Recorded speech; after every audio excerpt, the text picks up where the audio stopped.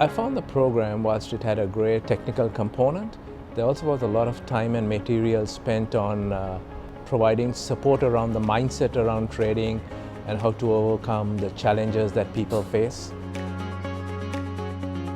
This gave me the confidence to become a trader by all the encouragement, coaching, education, and the way they made it really easy for me to understand without using all the technical jargon.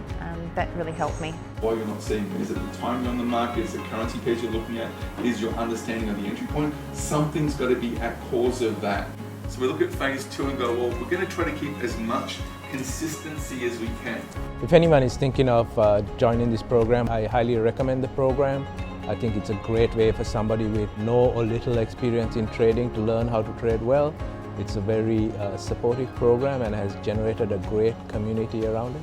So through doing the LIFT program, I'm no longer working for anyone. I purchased my dream home, but at the same time I've been able to help friends invest in property and work in the building industry, and I wouldn't have had that opportunity otherwise. I'd say to anyone that's actually wanting to do the program and wants to be financially free, don't treat it as a hobby, treat it as an actual business. You'll be halfway there.